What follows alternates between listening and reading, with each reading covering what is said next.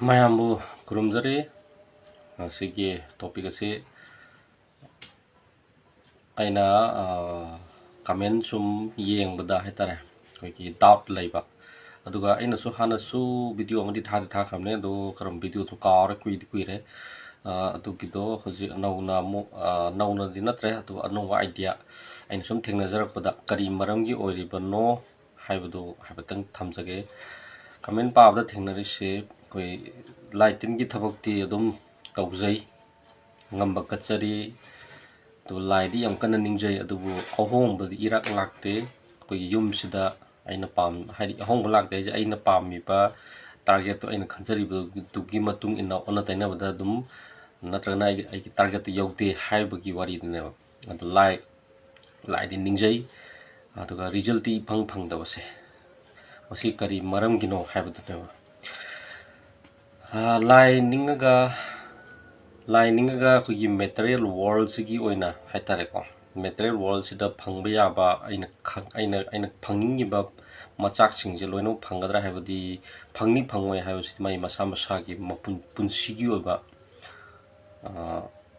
khongsat haitare masagi oba ai hantakki mapok sida kari oina tamambage haibagi matungina laira masisina main target ta main reason ta sida dum lakani masigi reason haitare masi maram oibase masi sina fast oine aduga second da koi tawjuru bugi mahai se khara da oisu phangoidra haibagi concept koi sigi question ju hangba yai adubu phangpham thoi phangadabani haibamsu like the material world still labanina aina khara tawjari badugi mahai khara sawa habse si di koi khara phangho ba si de mahosani si phangdaba yadabani si de nature gi law ni koi tawjar ba thawk se dugi amu rebound tor pa ja igi maho koi prithvi sigi rule ne galaxy sigi rule ne de ani ahum subada phangani ko ahamda ai mapoki oina laire mathangda aina tawjaru mahai gi compulsory phangani si ani se laire tangkak ani se ahum subasida lakadoi se tawraga phangribugi maram sikari dal leiramge hatamda ai khoina leiriba ahanda lifestyle se laeba aigi punsigi lifestyle se karamai targa hinge haibugi matun adu punsigi lifestyle aigi punsi mahing se karamai targa hinga haidin tumba hogalakpadagina tum phawabu ki manung sida aina kari activity tawge habto nature gi kaina na tawbra nature gi support tawbra natra nature gi against ta tawbra haibasima sisi yamna makha yam pole se ahum sub de lane mari sub de leje aigi surrounding aigi yum aigi hingon sigi surrounding gi makha haidi yum sida aina lai hai ji kem tani energy ama khaktani aina aiga attach tawraga thamdoini manungda lai age kuina lai makhan mai gi puthonarga lam gi lai ne na lai puthonari singse si energy makhan tongan ma ngakani alwa ai haksang da loi yawsarba targa su madugi energy do aiga sanadabra haibasima sida men oina sida mu mari suba sida mu laiduine sumaina tangkaksis ka khaidu oga laigani aduga aigi situation aigi environment haitara aigi yumda karamba lai gi mapum de sabra direction da leirambiba haidi north east laigadaba lai sigi energy gi lai sigi maming tongana tholaga north east lom side ki lai laigrabani west ki lai laigrabani east ki lai laigrabani nongpon su khawang haise koitna thangjing marjing wang brain ko hu haina leiriba maikei mari je tongan leise thangjing jinaw kobru gi mathau to boya pote kai mai side am pin pi grabani koi nature si sema matam da galaxy sema matam si ni soina matang stage se yam ne adu ta de koina masi singse kari tawraga di aina tawjariba laida kachariba aina ningjariba aina tawjariba singir mahai si yani gadra yan bagi lambi se karmain tawdagi habe si mari manga se si khoi hana chum thokpa mathau tai si khangtokpa mathau tai habde aina laigadariba yum sida leiriba liba lai mayam singse natrangana lachariba aina ningjariba lai sigi structure amadi aina halairiba aina kachariba natra aina leiriba environment aigi kui hingon si fattawa energy laibra mi hu gumba hana thaina leirambra hide aigi lamse thaina khoi thaina di khoi posem jatu si am tongnaba khoi lekai khudingi mo khoi mai bi lei haina leiramini aduna matam duda khoi ahal laman singsina aigi hingon sida phatau ti toksana nabagi toksan birambagi posem jatu tawgi phumambagi adugumba condition leibra sima check to thok patare aina aigi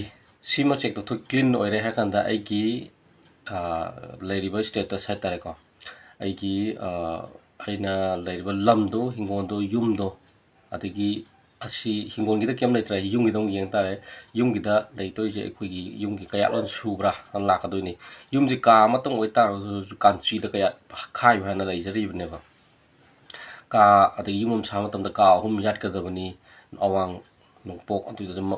maning mamang kaina ka yat pagi sigi nium su amuk sima leiri bne ba aduna yumgi structure se ju chummi bra si ju chumme lai structure mu yang ko yungi structure yang mu sida lai ju dum ta do robni ko lai mem slide the whole room da lai ba lai thogi kachin ne na lai mo pham sida ko na to pa lai la san ba ya da ba condition me am lai ko sida lai ya du se lai thoga lai maren ga ki ka si katang lai ya ni atai di lai se lai ya de ba ki jatra ha bam lai ko jatra ki tongan bam lai jare jatra ki phum da jatra ki lai jare adi imunui lejare mapang lesang lejare sitegi ahen balai sine sai sagi ka gumba da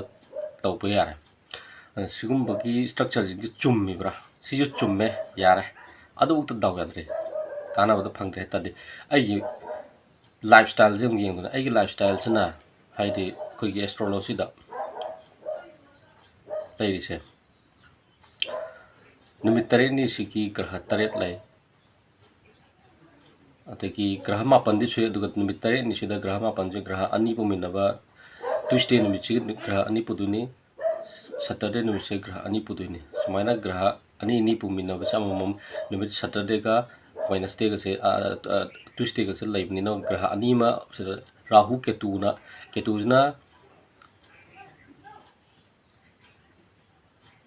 tuesday numit puduni aduga saturday dana rahu ju puduni ada moi ani puminabagi koigi khongchat se koigi sigi numit asigi graha mapan ju ai hakchang da lo yaw du ne day to day life sida tawri ba thabak inkhang sing sida ai hakchang lo yaw ngak ne yaw sina kama yaw ham tam sida ai se koigi thengna samna hado graha mapan ji gi manung sida koigi nongai sing haina leiriba numit sigi kamari lenaba koigi san thoiba numit se si sun moon mercury venus and leje planet pyro planet khaise si sigi wari drin lakto si sigi wari sing koi hakchang dal attach lo to sun je mapangan solen khalase ba sun je khogi pithribi gi oina ma yawtraga di hingmangam de thawai haitar thawai ne hairi ni ma se koi pithribi de thawai ni ma yawdna koi pithribi ji da jiu pan himangam moi dun ma gi matik manga na je koi hakchang da yaw ma hina immune system koi hakchang da yaw immune system aina tawungam gi shakti na da yek na na ba adagi khogi mi se hek yeng mo matam da sumhat pa adagi power full hoi ba haitare power la yaw ngam ba tawthorok pa thabak da eta mai pakan ba mi na hek taw da hai do adugumba energy dune ba khogi mingchat su yawe magi sanjina pai ri ba department mi gi mingchat adagi mina singtha binabdaba mayam singse san je sole harine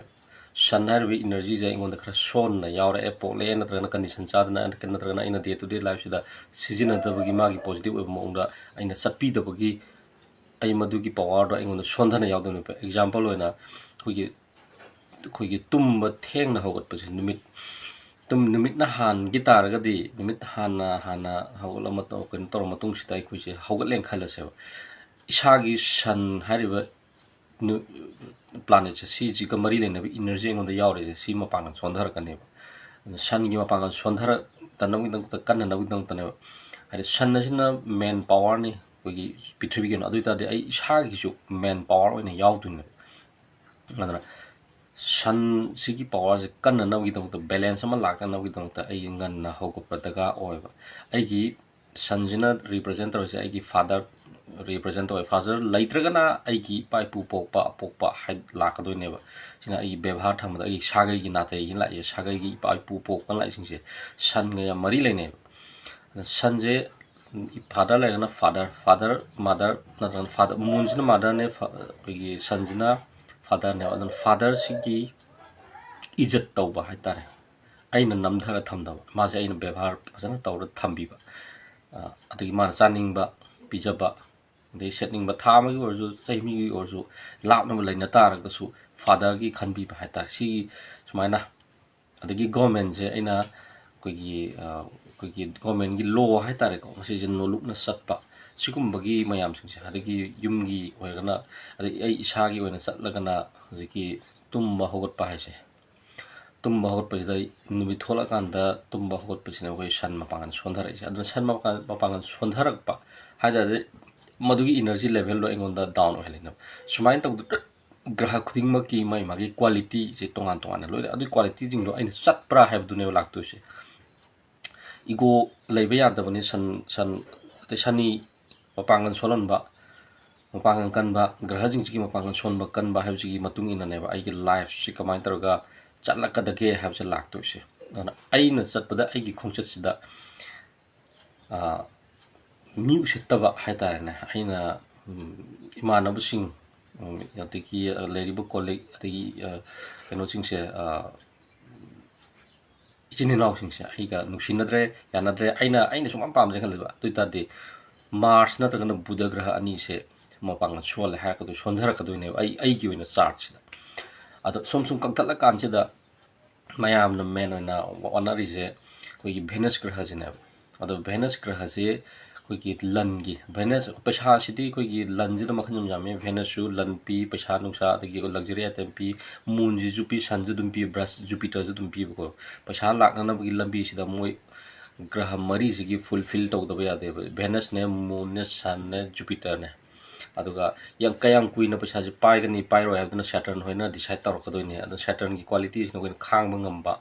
कोई passion लेबा का हाइसे मीना चेरक तारगसु अइना हेक्ट वाजे खुमंग यादबा खुम्बीदबा हाइतारने सुमाइना खांगा लाकुजिन सिना Saturn मपांगन कल्ले हाइदने सुमाइन तौदना ग्रहजिंग जे balance ओइना थंबा याबगी capacity मा इंगोन लैत्रि बहुती आइकी पुंसी खोंगसे up down दum चतन लैनेबा अदुना ना माइकोना कुथि येंगोदे येंगिसे कोई ग्रहजिंग जी balance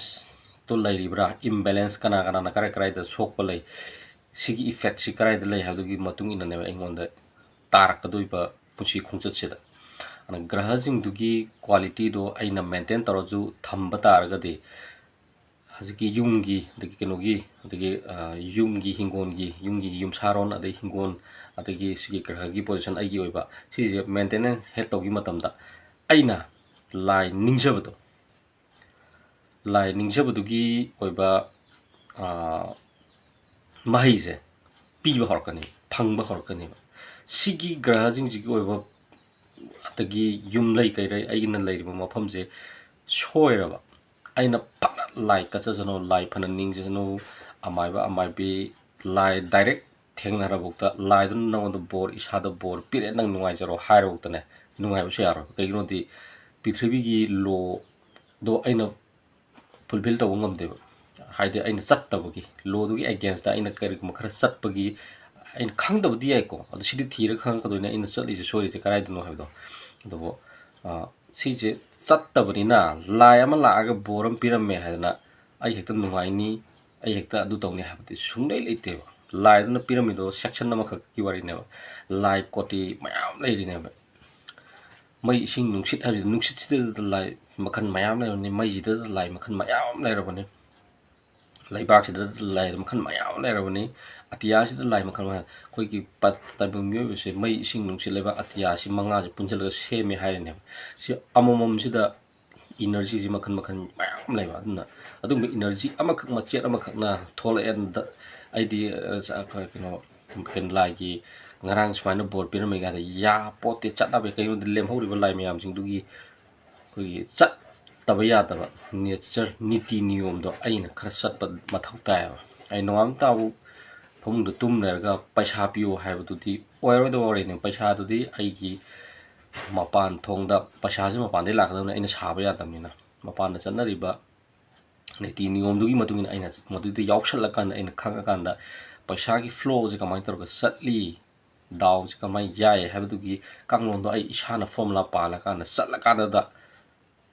ꯃꯗꯨꯒꯤ ꯑꯩꯅ ꯄꯥꯝꯃꯤꯕ ꯏꯅꯔꯖꯤꯈꯩꯗꯣ ꯑꯩꯅ ꯑꯦꯕꯖꯣꯔꯕ ꯇꯧꯕ ꯉꯝꯗꯣꯏꯅꯦꯕ ꯑꯗꯨ ꯅꯠꯇ꯭ꯔꯤꯐꯥꯎꯗꯤ ꯑꯩꯅ ꯏꯅꯔꯖꯤ ꯑꯦꯕꯖꯣꯔꯕ ꯇꯧꯕ ꯁꯨꯡꯉꯝ ꯉꯝꯃꯣꯏꯕ ꯑꯗꯨꯅ ꯏꯅꯔꯖꯤꯗꯣ ꯑꯦꯕꯖꯣꯔꯕ ꯇꯧꯗ꯭ꯔꯕꯅꯤꯅ ꯑꯩ ꯗꯥꯎ ꯌꯥꯗ꯭ꯔꯦ ꯑꯗꯨꯝ ꯍꯥꯏꯔꯅꯤ ꯇꯧꯔꯨꯕꯗ ꯀꯥꯟꯅꯗꯦ ꯍꯥꯏꯔꯅꯤ ꯑꯩꯈꯣꯏꯅ ꯂꯥꯏ ꯑꯃꯗ ꯀꯠꯂꯦ ꯍꯦꯛꯇ ꯂꯥꯏꯗꯨꯅ ꯂꯧꯕ ꯀꯠꯄ ꯍꯥꯏꯁꯦ ꯍꯦꯛꯇ ꯂꯧꯕꯒꯤ ꯋꯥꯔꯤ ꯅꯠꯇꯦ ꯑꯩꯒꯤ ꯅꯦꯆꯔꯗ ꯆꯨꯝꯗ ꯇꯥꯔꯒꯗꯤ ꯅꯦꯆꯔ ꯍꯥꯏꯁꯤꯗꯤ ꯃꯍꯧꯁꯥ ꯍꯥꯏꯁꯤꯗꯤ ꯃꯍꯧꯁꯥ ꯑꯁꯤꯅ ꯀꯔꯤ ꯄꯥꯝꯃꯤꯒꯦ ꯍꯥꯏꯕꯁꯦ ꯀꯃꯥꯏꯅ ꯇꯧꯔꯒ ꯆꯠꯂꯤ ꯍꯥꯏꯕꯗꯨꯒꯤ ꯃꯇꯨꯡ ꯏꯟꯅ ꯑꯩꯁꯨ ꯌꯥꯎꯁꯜꯂꯒ ꯆꯠꯂꯣ ꯍꯥꯏꯕꯅꯦꯕ ꯑꯩꯒꯤꯁꯦ ꯑꯩꯒꯤ ꯑꯄꯥꯝꯕꯒꯤ ꯃꯇꯨꯡ ꯏꯟꯅ ꯅꯦꯆꯔꯁꯤꯅ ꯇꯧꯔꯛꯀꯗꯕ ꯅꯠꯇꯦꯕ ꯐꯣꯔꯃꯨꯂꯥꯁꯦ ꯌꯥꯝ ꯂꯥꯏꯕ ꯐꯣꯔꯃꯨꯂꯥ ꯅꯦꯆꯔꯁꯤꯗ ꯂꯩꯔꯝꯃꯤꯕ ꯔꯨꯜꯁꯦ ꯁꯤꯁꯦ ꯑꯩ ꯐꯣꯂꯣ ꯇꯧꯕꯤꯌꯨ ꯍꯥꯏꯕꯅꯦꯕ ꯐꯣꯂꯣ ꯇꯧꯔ ꯃꯇꯝꯗꯨꯗ ꯑꯩꯉꯣꯟꯗ ꯔꯤꯇꯔꯟ ꯄꯤꯔꯛꯀꯅꯦꯕ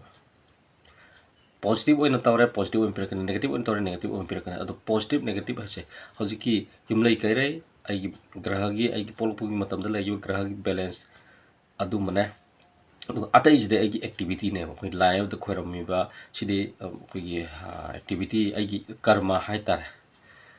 ꯑꯗꯣ ꯁꯤꯒꯤ ꯑꯍꯨꯝꯁꯦ ꯑꯅꯤꯁꯦ ꯂꯩꯔꯀꯥꯟꯗ ꯌꯥꯔꯀꯥꯟꯗ ꯕꯦꯂꯦꯟꯁ ꯂꯩꯔꯀꯥꯟꯗ ꯑꯩꯅ ꯇꯧꯔꯤꯕ ꯊꯕꯛꯇꯨꯒꯤ ꯔꯦꯁꯄꯣꯟꯁ ꯂꯥꯛꯀꯅꯤ ꯑꯗ ꯑꯩ ꯀꯔꯤꯗ ꯁꯣꯏꯔꯤꯅꯣ ꯍꯥꯏꯕꯁꯤꯗꯤ ꯊꯤꯗꯣꯛꯃꯤꯟꯅꯔꯒ ꯈꯪꯒꯗꯕꯅꯤ ꯑꯗꯨꯒ ꯊꯤꯗꯣꯛꯃꯤꯟꯅꯁꯤ ꯑꯗꯨꯒ ꯑꯩꯅ ꯃꯌꯥꯝꯗ ꯀꯩꯅꯣ ꯅꯣꯡꯃ ꯄꯥꯟꯕꯒꯤ ꯄꯨꯔꯅꯤꯃꯥꯒꯤ ꯊꯥꯒꯠꯂꯤꯕ ꯃꯌꯥꯝꯁꯤꯡꯗꯣ ꯑꯩꯈꯣꯏ 100% ꯃꯤ ꯈꯨꯗꯤꯡꯃꯛꯇ ꯀꯥꯟꯅꯅꯤ ꯀꯥꯟꯅꯔꯣꯏ ꯍꯥꯏꯕꯒꯤ ꯋꯥꯔꯤ ꯂꯩꯇꯦ ꯀꯥꯟꯅꯅꯤ ꯃꯤ ꯃꯌꯥꯝ ꯀꯥꯟꯅꯕ ꯌꯥꯎꯔꯤ ꯑꯗꯨꯒ ꯀꯥꯟꯅꯗꯕ ꯃꯌꯥꯝꯁꯨ ꯌꯥꯎꯏꯁꯦ ꯑꯗꯣ ꯍꯧꯖꯤꯛꯀꯤ ꯑꯣꯏꯔꯤꯕ ꯀꯟꯗꯤꯁꯟꯗꯣ ꯂꯩꯇ꯭ꯔꯒꯗꯤ ꯀꯥꯟꯅꯕ ꯐꯪꯉꯣꯏ ꯍꯥꯏꯖꯕꯒꯤ ꯋꯥꯅꯤ ꯑꯗ ꯀꯥꯟꯅꯗ꯭ꯔꯦ ꯍꯥꯏꯗꯣ ꯍꯧꯖꯤꯛꯀꯤ ꯀꯟꯗꯤꯁꯟꯗꯨꯗ ꯑꯗꯨꯝ ꯌꯥꯎꯔꯝꯗꯣꯏꯅꯦꯕ ꯑꯗꯨꯒ ꯌꯥꯎꯕꯗꯣ ꯑꯗꯨꯒ ꯍꯧꯖꯤꯛꯀꯤ ꯀꯟꯗꯤꯁꯟꯁꯦ ꯐꯨꯜꯐꯤꯜ ꯇꯧꯔꯀꯥꯟꯗꯗꯤ ꯃꯁꯥ ꯃꯊꯟꯇ ꯑꯩꯅ ꯇꯧꯔꯤ ꯊꯕꯛ ꯑꯩꯅ ꯀꯠꯆꯔꯤꯗꯨꯒꯤ ꯔꯦꯁꯄꯣꯟꯁ ꯂꯥꯛꯇꯕꯗꯤ ꯌꯥꯔꯣꯏ ꯑꯗꯨꯒ ꯑꯩꯈꯣꯏꯅ ꯍꯧꯖꯤꯛꯐꯥꯎꯗ ꯀꯥꯟꯅꯗ꯭ꯔꯦꯅ ꯍꯥꯏꯔꯦ ꯀꯠꯇꯦ ꯑꯗꯨꯝ ꯀꯠꯈꯤꯕ ꯑꯗꯨ ꯀꯥꯟꯅꯕꯗꯤ ꯐꯪꯉꯛꯇꯕꯀꯣ ꯑꯗꯩ ꯅꯦꯒꯦꯇꯤቭ ꯏꯅꯔꯖꯤꯅ ꯋꯥꯏ ꯆꯥꯏꯅ ꯂꯩꯕꯒꯤ ꯀꯥꯟꯅꯕ ꯐꯪꯗꯕ ꯑꯣꯏꯔꯦꯅ ꯈꯜꯂꯁꯦꯕꯀꯣ ꯑꯗꯨꯕꯨ ꯑꯩꯅ ꯀꯠꯈꯤꯕ ꯑꯩꯅ ꯗꯥꯎ ꯌꯥꯈꯤꯗ꯭ꯔꯕ ꯀꯠꯅ ꯗꯥꯎ ꯌꯥꯈꯤꯗ꯭ꯔꯕ ꯇꯥꯏꯃꯤꯡꯗꯨꯗ ꯀꯠꯈꯤꯕ ꯄꯣꯠꯇꯨꯒꯤꯗꯤ ꯃꯥꯡꯕꯗꯤ ꯂꯩꯇꯦꯕ ꯃꯗꯨꯗꯣ ꯑꯩꯅ ꯗꯥꯎ ꯌꯥꯗꯦ ꯍꯥꯏꯅ ꯂꯩꯔꯝꯃꯤꯕ ꯇꯥꯏꯃꯤꯡ ꯇꯥꯡꯀꯛꯇꯣ ꯑꯗꯩꯗ ꯑꯩꯁꯤ ꯌꯥꯗ꯭ꯔꯦ ꯑꯗꯨꯒ ꯀꯠꯈꯤꯕ ꯄꯣꯠꯁꯤꯡꯗꯣ ꯃꯥꯡꯒꯗ꯭ꯔꯥ ꯍꯥꯏꯕꯒꯤ ꯋꯥꯔꯤ ꯂꯥꯛꯇꯣꯏꯅꯤ ꯀꯠꯈꯤꯕ ꯑꯩꯅ ꯍꯣꯠꯅꯖꯈꯤꯕ ꯄꯣꯠꯇꯨꯗꯤ ꯁꯨꯡꯃꯥꯡ ꯃꯥꯡꯉꯣꯏꯕ ꯃꯍꯩꯗꯨꯗꯤ ꯀꯩꯒꯤꯅꯣꯗꯤ ꯑꯗꯨꯒꯤ ꯔꯦꯁꯄꯣꯟꯁ ꯑꯩꯉꯣꯟꯗ ꯍꯜꯂꯛꯅꯅꯕꯒꯤ ꯂꯝꯕꯤꯁꯤꯃ ꯑꯩꯈꯣꯏꯒꯤ ꯑꯩꯒꯤ ꯄꯨꯟꯁꯤ ꯈꯣꯡꯆꯠꯇꯨꯗ ꯕ꯭ꯂꯣꯛ ꯑꯃ ꯇꯧꯔ ꯊꯝꯕꯒꯤ ꯑꯩꯉꯣꯟꯗ ꯌꯧꯖꯔꯛꯇꯕꯩ ꯋꯥꯅꯦꯕ ꯑꯗꯨꯒꯤ ꯕ꯭ꯂꯣꯛꯇꯣ ꯑꯩꯅ ꯊꯨꯒꯥꯏꯕ ꯉꯝꯗꯕꯒꯤ ꯍꯥꯏꯇꯥꯔꯦ ꯈꯪꯗꯕꯒꯤ ꯑꯗꯨ ꯕ꯭ꯂꯣꯛꯇꯣ ꯍꯦꯛ ꯅꯣꯡꯃ ꯅꯠꯇ꯭ꯔꯒ ꯅꯣꯡꯃ ꯀꯥꯏꯕ ꯅꯨꯃꯤꯠꯁꯤꯗ ꯃꯗꯨꯗ ꯑꯩꯅ ꯍꯣꯠꯅꯖꯈꯤꯕ ꯃꯌꯥꯝꯁꯤꯡꯁꯦ ꯁꯣꯝꯗ ꯄꯩꯔ ꯂꯩꯔꯝꯗꯣꯏꯅ ꯑꯗꯨꯗ ꯄꯨꯜꯂꯞ ꯑꯣꯏꯅ ꯑꯩꯉꯣꯟꯗ ꯑꯗꯨꯝ ꯂꯥꯛꯀꯅꯤꯕ ꯑꯗꯨꯅ ꯗꯥꯎ ꯌꯥꯔꯛꯄ ꯃꯇꯝꯗ ꯑꯩꯈꯣꯏꯒꯤ ꯈꯪꯌꯥ ꯌꯥꯔꯛꯄ ꯍꯥꯏꯗꯣ ꯍꯥꯏꯗꯤ ꯑꯩꯅ ꯈꯜꯂꯨꯗꯕ ꯑꯩꯅ ꯈꯔ ꯈꯜꯂꯝꯕꯗꯣ ꯑꯗꯨꯗꯒꯤ ꯁꯔꯨꯛ 5-10 ꯍꯦꯟꯅ ꯗꯕꯜ ꯇꯥꯏꯝꯁ ꯇ꯭ꯔꯤꯄꯜ ꯇꯥꯏꯝꯁ ꯍꯥꯏꯇꯥꯔꯦ ꯑꯩꯉꯣꯟꯗ ꯔꯤꯖꯜ ꯄꯤꯔꯛꯄꯒꯤ ꯇꯥꯏꯃꯤꯡ ꯑꯗꯨꯃꯥꯏꯅ ꯑꯗꯨꯝ ꯂꯥꯛꯀꯅꯦꯕ ꯀꯩꯒꯤꯅꯣꯗ ꯑꯩꯒꯤ ꯁꯤꯜꯗꯣ ꯑꯩꯅ ꯕ꯭ꯂꯣꯛ ꯇꯧꯔ ꯊꯝꯃꯤꯕ ꯄꯣꯠꯇꯣ ꯊꯨꯒꯥꯏꯈꯤꯕꯒꯤ ꯍꯥꯟꯅ ꯑꯩꯅ ꯀꯠꯆꯈꯤꯕ ꯄꯣꯠꯁꯤꯡꯗꯨꯒꯤ ꯑꯗꯣ ꯀꯔꯝꯍꯥꯏꯅ ꯇꯧꯔꯒ ꯌꯥꯔꯤꯅꯣ ꯗꯥꯎ ꯌꯥꯔꯤꯅꯣ ꯍꯥꯏꯕꯗꯤ ꯈꯪꯗꯕ ꯍꯥꯏꯇꯥꯔꯦ ꯃꯤ ꯑꯃ ꯁꯨꯃꯥꯏꯅ ꯆꯠꯂꯒ ꯄꯩꯁꯥ ꯆꯥꯎꯕꯨꯟ ꯑꯃ ꯈꯨꯜꯂꯦ ꯀ ꯍꯥꯏꯔꯤꯁꯤꯡꯁꯦ ꯑꯩ ꯀꯔꯤꯝꯇ ꯊꯕꯛ ꯇꯧꯈꯤꯕꯁꯨ ꯂꯩꯇꯦ ꯍꯟꯗꯛ ꯃꯄꯣꯛꯀꯤ ꯑꯣꯏꯅ ꯑꯗꯨꯒ ꯑꯩ ꯄꯩꯁꯥ ꯈꯨꯜꯂꯤꯁꯦ ꯀꯩ ꯃꯔꯝꯒꯤꯅꯣ ꯍꯥꯏꯕ ꯂꯥꯛꯇꯦ ꯑꯩꯅ ꯏꯁꯥ ꯕ꯭ꯂꯣꯛ ꯂꯩꯔꯒ ꯊꯕꯛ ꯑꯐꯕ ꯃꯌꯥꯝ ꯇꯧꯈꯤꯕ ꯑꯗꯨꯒ ꯁꯨꯝ ꯂꯥꯏꯔꯗꯤ ꯁꯨꯝ ꯇꯥꯟꯈꯤꯕ ꯌꯥꯝ ꯋꯥꯈꯤꯕ ꯑꯗꯨꯒ ꯈꯪꯅꯨꯡ ꯅꯨꯡꯉꯥꯏꯕꯒꯤ ꯍꯦꯛꯇ ꯂꯥꯛꯏꯁꯦ ꯁꯨꯃꯥꯏꯅ ꯑꯩꯒꯤ ꯕ꯭ꯂꯣꯛꯇꯣ ꯃꯇꯥꯡ ꯃꯇꯝ ꯆꯥꯅ ꯍꯥꯡꯕꯒꯤ ꯇꯥꯏꯃꯤꯡ ꯑꯣꯏꯕꯒꯤꯅꯦ ꯍꯥꯡꯕꯒꯤ ꯇꯥꯏꯃꯤꯡ ꯑꯣꯏꯅ ꯅꯦꯆꯔꯅ ꯄꯤꯗꯕ ꯌꯥꯗꯕ ꯑꯩꯒꯤꯅꯦꯅ ꯇꯝꯈ꯭ꯔꯕꯅꯤꯅ ꯑꯩꯒꯤꯅꯦꯅ ꯐꯪꯗꯕ ꯁꯨꯡꯌꯥ ꯌꯥꯔꯣꯏꯕ ꯁꯤꯗꯤ ꯃꯍꯧꯁꯥꯒꯤ ꯔꯨꯜꯅꯦꯕ ꯑꯗꯨꯅ ꯁꯨꯃꯥꯏꯅ ꯕ꯭ꯂꯣꯛ ꯇꯧꯔꯤꯗꯣ ꯀꯗꯥꯏꯗꯅꯣ ꯍꯥꯏꯕꯗꯨꯃ ꯌꯦꯡꯊꯣꯛꯄꯒꯤ ꯋꯥꯔꯤꯅꯤ ꯈꯪꯗꯣꯛꯄꯒꯤ ꯋꯥꯔꯤꯅꯤ ꯂꯥꯛꯀꯗꯣꯏꯁꯦ ꯑꯗꯨ ꯊꯤꯗꯣꯛꯃꯤꯟꯅꯔꯁꯤ ꯃꯁꯤ ꯍꯥꯏꯔꯒ ꯂꯣꯏꯁꯤꯟꯖꯔꯒꯦ ꯊꯦꯡꯛ ꯌꯨ